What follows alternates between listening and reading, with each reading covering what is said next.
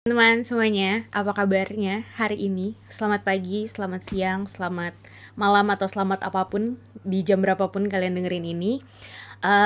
Sedikit berbeda dibanding dengan Vox sebelumnya. Kalau kemarin-kemarin kita ada ngobrol, ada temennya di sampingnya. Hari ini temennya nggak kelihatan, tapi tetap ada satu topik yang kita mau bahas sama-sama di hari ini gitu. Dan untuk hari ini yang akan membuka pembicaraan kita di hari ini, obrolan kita di hari ini, kita mau mulai dengan topik quarter life crisis. Kenapa dipilih topik ini? Karena ini adalah sebuah topik yang dekat banget sama kita yang ada di usia-usia pemuda, ya kan, masih muda. Dan nggak ada salahnya juga untuk diomongin secara gamblang, karena toh di mana-mana juga sudah banyak juga sih sebenarnya ngebahas. Tapi yang mungkin ngebedain hari ini apa yang kita mau bahas adalah kita mau lihat quarter life crisis ini dari segi kita sebagai anak Tuhan gitu. Dan kalau aku boleh ulang sedikit lagi, quarter life crisis ini adalah sesuatu yang sangat umum terjadi untuk anak-anak di rentang usia sekitar 18 tahun sampai 30 tahun. Puncaknya di usia-usia tertentu, mungkin juga bisa di usia 18 tahun dia udah mulai merasakan ini, atau juga bisa udah di usia 25 dia baru merasakan, atau bahkan di akhir usia 30 baru merasakan. Itu mungkin aja karena balik lagi namanya juga manusia, unik, beda-beda, dan semua hal bisa terjadi sesuai dengan timeline hidupnya sendiri gitu. Jadi di usia berapapun kalau teman-teman ngerasain ini, jangan khawatir karena kita akan bahas lebih lanjut tentang apa sih yang sebenarnya menandai kalau kita lagi dalam si quarter life crisis ini, dan sebenarnya hal-hal apa aja yang bisa kita lakuin supaya kita bisa dengan tepat keluar dari masa-masa kritis ini gitu. Mungkin kedepannya aku akan sedikit singkat jadi KLC kali ya, biar lebih enak aja penyebutannya gitu. Nah sebenarnya walaupun ini sesuatu yang udah sangat umum, sangat sering terjadi di antara anak-anak sepantaran kita, tapi ada juga beberapa dari kita yang mungkin mengalami ini tapi nggak sadar. Nah hari ini aku mau merangkumkan beberapa tanda-tanda kalau misalnya kita sedang mengalami quarter life crisis. Buat teman-teman yang mungkin udah lewat atau masih mengalami, atau bahkan kayak apa sih tuh, kayaknya nggak ada deh. Dengerin dulu aja, kita bahas sama-sama ya. Nah untuk tanda-tanda yang secara umum dialamin sama orang-orang atau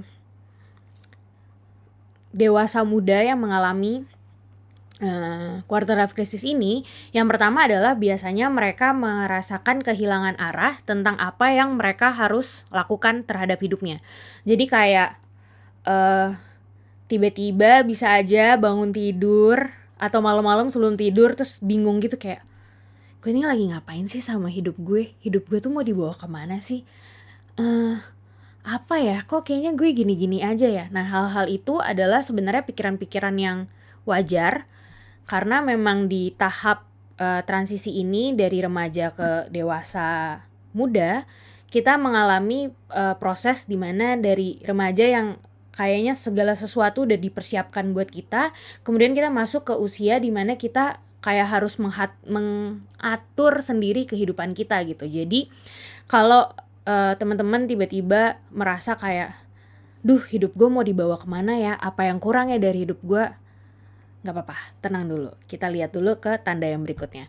Yang berikutnya adalah ketika kita dihadapkan sama banyaknya pilihan, terus kita bingung nih untuk ngambil keputusan aja tuh kayaknya kok susah banget ya. Apa susahnya sih cuma pilih misalnya 1 dari 2 pilihan atau 2 dari 3 pilihan. Tapi ketika kalian lagi dalam masa quarter life crisis ini, kalian bisa tiba-tiba ngerasa kayak gak punya kemampuan, kalian ngerasa gak berdaya untuk bisa mengambil keputusan yang mungkin bagi orang lain keputusan itu sederhana gitu, tapi untuk kalian itu bisa jadi sesuatu yang sulit untuk dilakukan. Terus juga hal-hal tadi bisa juga ngebuat kalian jadi mulai kehilangan motivasi untuk menjalani kehidupan kalian sehari-hari. Kayak pikirannya lagi penuh, lagi suntuk, terus tiba-tiba besok harus kerja lagi, harus kuliah lagi. Dan tambahan-tambahan kegiatan yang akhirnya ngebuat kalian makin lelah secara fisik juga bisa ngebuat kalian semakin kehilangan motivasi dalam menjalani keseharian kalian gitu. Dan tanda-tanda berikutnya adalah kalian seolah diperhadapkan sama sebuah pilihan untuk memilih apakah gue mau pilih gaya hidup yang adventurous, yang penuh tantangan, you only live once, gue mau kerjain apa aja yang gue mau, atau kalian harus menyamakan diri kalian dengan persepsi orang tentang orang-orang yang ada di usia kita gitu. Maksudnya secara masyarakat pasti ngarepinnya anak-anak yang ada di usia 20-an ke atas lah, itu udah mulai menyusun kehidupannya, udah mulai mempersiapkan dirinya untuk jadi pribadi yang lebih mapan. Nah, ketika kalian seolah diperhadapkan dengan pilihan kalian mau hidup semaunya tapi tetap bertanggung jawab, atau kalian benar-benar mempersiapkan diri kalian untuk mapan di rentang usia ini, biasanya itu jadi salah satu yang ngebuat kalian harus bergumul lebih lama dan kayak, duh, gue harus apa lagi nih sama hidup gue? Lagi-lagi pertanyaan itu muncul lagi. Dan yang terakhir adalah hal yang paling common dan sebenarnya wajar banget dialami sama semua orang di masa-masa sekarang ini. Kenapa? Karena kita hidup di media yang media sosialnya udah ada di mana-mana gitu. Maksudnya akses ke media sosial tuh sangat gampang dan sangat gampang untuk kita meng-compare hidup kita sama orang lain. Kita bandingin kok si dia udah pencapaiannya udah sampai di mana, kita masih di mana, atau kayak kalian ngerasa harusnya di usia segini teman-teman sepantaran gue udah ada di poin sekian, kok gue masih di sini-sini aja ya, kok gue kayak nggak tahu ya gue harus ngelakuin apa atau gue harus bergerak kemana gitu. Dan ini adalah sesuatu yang sangat wajar, apalagi tadi gue bilang di saat ini media sosial tuh udah gampang banget diakses. Kalau zaman dulu mungkin waktu kita kecil, paling-paling kalau kita ngebandingin diri atau ya anggaplah orang lain ngebandingin kita sama orang lain lagi, itu paling ya cuma antara kita sama kakak, kita sama adik, atau kayak kita sama tetangga, teman sekelas gitu. Sedangkan sekarang kita kayak bisa membandingkan diri kita dengan orang yang ada di belahan dunia entah di mana, yang terlalu banyak faktor-faktor lain yang bisa membentuk dia jadi seperti itu dan membentuk kalian seperti ini gitu. Jadi jangan jangan kemana-mana dulu sih pikirannya kalau bisa. Nah itu, tapi kalaupun iya, itu adalah sesuatu yang sangat wajar. Nah kalau sejauh ini dari tanda-tanda yang tadi aku udah share, terus kalian ngerasa, wah itu gue banget tuh, gue kayaknya, ya mungkin ada yang ngerasa 2 dari 5 tanda atau juga mungkin semuanya, tenang aja. Sekali lagi gue mau bilang ini sesuatu yang wajar, dan kalau kemarin gue sempat berusaha untuk cari datanya gitu, kayak ada berapa banyak sih orang yang mengalami quarter life crisis ini di dunia gitu. Dan kalau di Google, KLC tuh banyak banget artikelnya, banyak banget sumber bacaannya, literaturnya, jurnalnya itu banyak banget. Tapi nggak ada yang bisa menggambarkan secara spesifik angkanya itu berapa, karena semua menyebutnya sangat banyak. Jadi bisa dibilang ini sekali lagi hal yang sangat common untuk dialamin. Nah tapi yang jadi pertanyaannya adalah kita sebagai orang percaya, sebagai anak-anak yang dididik untuk percaya sama keberadaan Tuhan, sebenarnya apa sih yang kita bisa lakuin untuk menghadapi quarter life crisis ini? Karena terkadang kalau tidak menyadari ini, tidak menerima kalau kita ada dalam quarter life crisis ini, ada orang-orang yang bisa lihat kayak, paling dia kurang berdoa, paling dia gak percaya sama Tuhannya, paling dia gak dekat sama Tuhannya. Tapi gue mau bilang kalau itu atau ini, KLC ini gak sesederhana itu, tapi bisa jadi sederhana, atau at least sedikit lebih sederhana kalau kita tahu bagaimana kita seharusnya bersikap menanggapi itu. Nah, untuk hal yang pertama yang gue bisa share, kira-kira hal yang bisa kita lakukan adalah punya pengenalan akan Tuhan dan diri sendiri. Jadi pengenalan akan Tuhan aja juga gak cukup, pengenalan akan diri sendiri aja ketika itu berdiri sendiri tanpa pengenalan akan Tuhan, menurut gue itu juga gak cukup. Nah, kenapa kita harus punya pengenalan akan Tuhan? Karena ketika kita mengenal Tuhan seutuhnya dengan benar, dengan baik, kita tahu kalau Tuhan tuh punya pengaruh dalam kehidupan kita. Kita bisa ngerasain kehadiran Tuhan, kita bisa ngerasain penyertaan Tuhan, dan kuasa-kuasa juga hal-hal besar yang Tuhan bisa lakukan dalam hidup kita. Hanya bisa kita benar-benar sadari ketika kita tahu Tuhan kita siapa, bagaimana dia. Karena dengan begitu kita bisa tahu dan bisa membedain, oh ini terjadi karena Tuhan, oh ini tuh Tuhan yang pimpin gitu. Dan kenapa gue bilang juga kita harus punya pengenalan pada diri kita sendiri. Karena setelah kita mengetahui nih peranan Tuhan dalam kehidupan kita, betapa Tuhan memimpin, menolong, menyertai kita, kita juga harus tahu apa sih yang jadi bagian kita gitu. Nggak bisa kita cuma semua serahin ke Tuhan tapi kita nggak lakuin apa yang jadi bagian kita. Kalau pernah denger yang kalau nggak kerja nggak boleh makan gitu, ya sama aja kayak gini. Nggak, ya kalau nggak ada yang jadi bagian kita untuk kita lakuin, ngapain kita ada di sini? Apa tujuannya Tuhan menempatkan kita di sini gitu.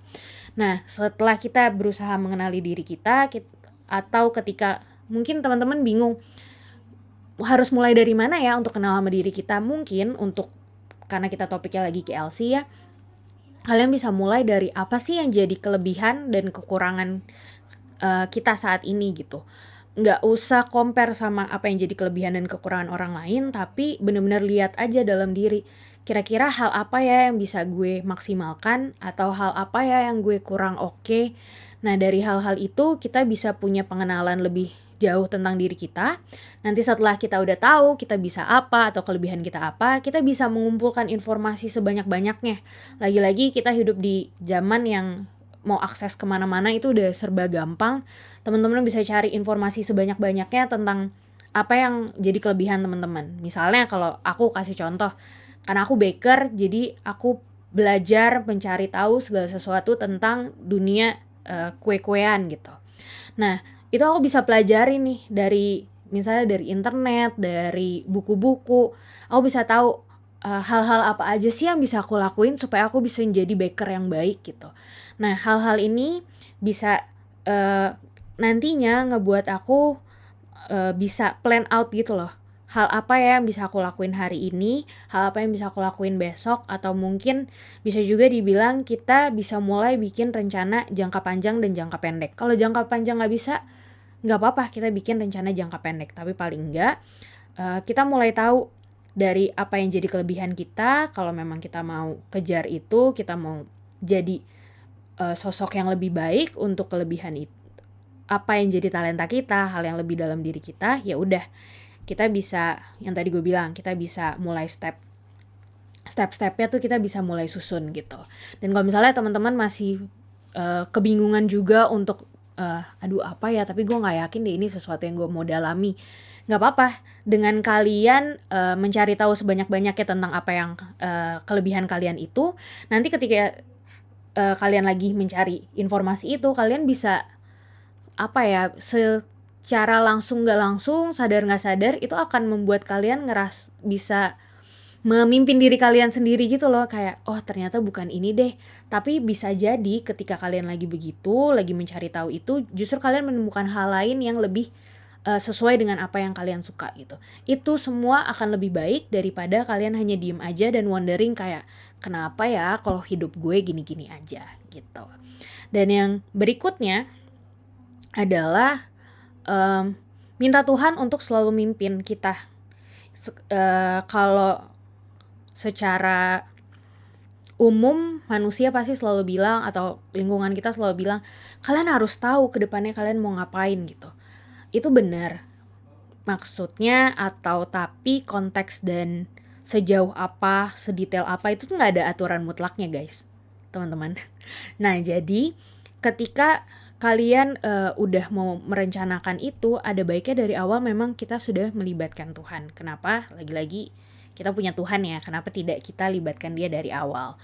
Nah, kalau aku boleh kutip sedikit dari Alkitab tuh ada dibilang kayak, banyak rancangan di hati manusia tapi keputusan Tuhan yang terlaksana. Nah, kita nggak mau dong, kita udah rencanain apa panjang lebar, udah selesai, terus kita baru datang ke Tuhan. Emang kita mau ngajuin proposal? Kan nggak kayak gitu cara kerjanya gitu. Kita punya Tuhan yang ada sama kita dari awal, ya kita libatin dari awal. Nah, tapi kalau misalnya memang ketika kita menjalani itu, kita udah yakin nih, plannya 1, 2, 3, 4 misalnya. Tapi kemudian ternyata apa yang kita rencanakan masih kurang tepat, dan di tengah jalan misalnya kalian ngerasa, ih kan gue udah libatin Tuhan dari awal, kok plannya tetap nggak sesuai yang udah dibikin sih. Tenang aja guys, karena kadang emang ada hal-hal seperti itu yang terjadi, tapi bukan untuk menjatuhkan kita, bukan untuk membuat kita jadi patah semangat atau jadi nggak mau melanjutkan kehidupan dan rencana kita, tapi bisa jadi Tuhan lagi membentuk kita, Tuhan lagi memproses dan mempersiapkan kita untuk sesuatu yang lebih baik ke depannya, atau kekuatan yang kita miliki saat ini ternyata belum cukup untuk bisa menghandle apa yang kita sendiri rencanain tadi gitu. Kayak misalnya kalau aku boleh contohin, kalau misalnya hari ini kita biasa contoh yang gampang misalnya angkat beban gitu.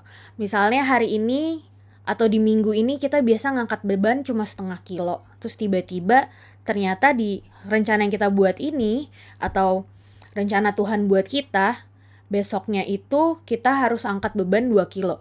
Nah sebagai kita yang cuma bisa angkat 0,5 kilo, ketika kita dihadapkan dengan yang 2 kilo kan pasti kayak berat banget. Mungkin kedengarannya ringan ya karena ya cuma 2 kilo pasti kuat gitu. Tapi coba kalau kita lihat ke durasinya, mungkin ketika hari ini 0,5 kilo, besok tiba-tiba 2 kilo kita bisa angkat, tapi berapa lama kita kuat untuk nge-hold yang 2 kilo itu. Sedangkan kalau misalnya Tuhan izinkan kita berproses, hari ini 0,5 kilo, besok 1 kilo, besoknya lagi 1,5 kilo, sampai akhirnya kita sampai ke angka 2 itu, pasti kita punya ketahanan yang lebih baik dibanding yang tadi, yang tiba-tiba kita langsung mau loncat aja gitu. Jadi ketika kita diperhadapkan dengan situasi yang rasanya kok nggak sesuai sama yang kita rancangkan, jangan takut, jangan gimana-gimana, tapi tetap punya harapan kalau kalian lagi dalam prosesnya Tuhan gitu.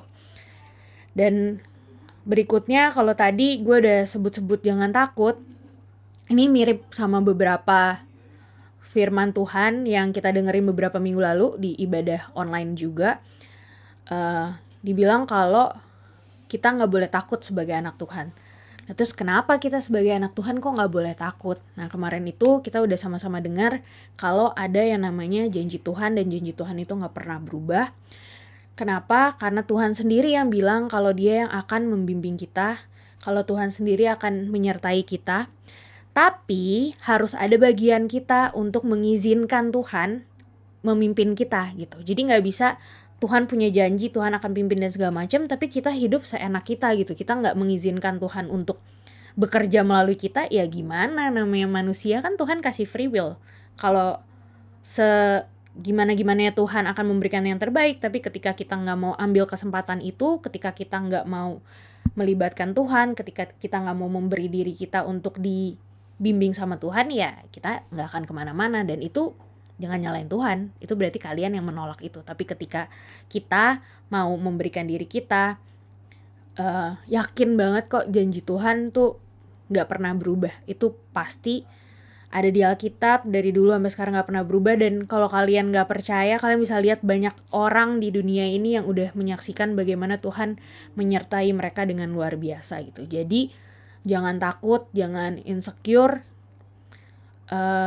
andalkan Tuhan dalam segala hal. Jadi bukan cuma percaya sama diri, tapi yang utama kalian harus tahu dan kalian harus percaya sama Tuhan. Balik ke poin pertama tadi, karena kita punya pengenalan akan Tuhan itu.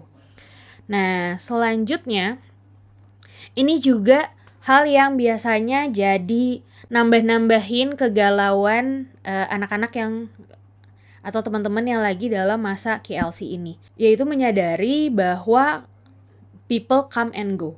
Kenapa tadi aku bilang nambahin kegalauan? Karena biasanya lagi suntuk, lagi sedih, lagi nggak tahu harus ngapain sama kehidupannya, terus kita nyari teman, nyari keluarga, atau nyari siapapun di sekitar kita, terus kita ngerasa kayak, kok kayak kemarin gue deket banget deh sama nih orang, kok hari ini dia nggak ada ya buat gue? Atau kayak gue selalu ada deh buat dia, tapi kalau gue yang butuh kenapa dia nggak ada ya buat gue? Dan hal-hal semacam itu biasanya menambah penat kita, karena kita ngerasa support system kita nggak ada. Nah, satu hal yang pasti, orang-orang tuh pasti datang dan pergi dalam hidup kita. Nggak ada satu orang pun, siapapun itu yang dari kita lahir sampai kita nanti meninggal akan bisa sama kita 24 jam, itu nggak ada.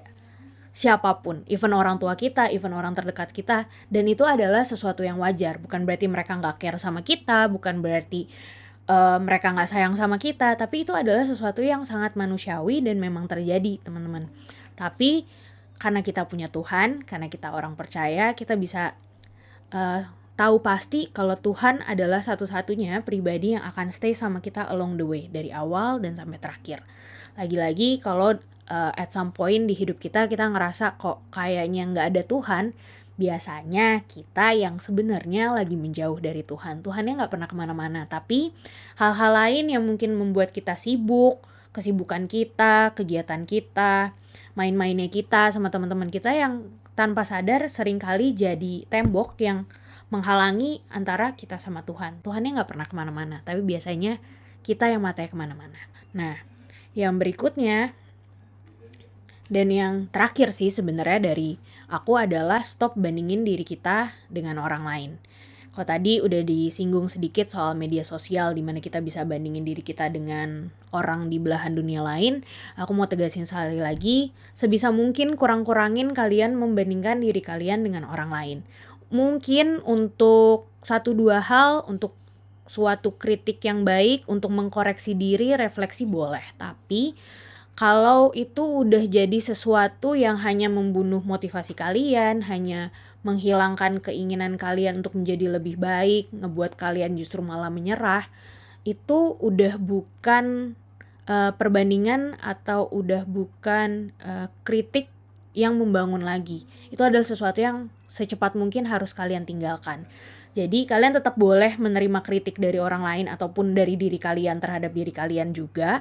Tapi kalian harus tahu sampai batas mana kritik ini adalah sesuatu yang membangun, sampai titik mana membandingkan ini hanya untuk membuat diri kalian jadi lebih baik, dan sampai titik mana kalian harus stop karena ini justru ngebuat kalian jadi jatuh lebih dalam lagi gitu. Dan yang terakhir, kalimat penutup sih sebenarnya.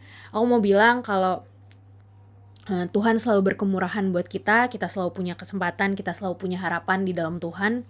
Jadi jangan terlalu berlarut-larut dalam KLC ini karena ada patokan-patokan kesuksesan yang dunia buat untuk kalian. Karena kesuksesan untuk satu orang dan orang lain itu bisa beda. Ada yang menilai kesuksesannya dari misalnya dari pendidikannya, dari hartanya.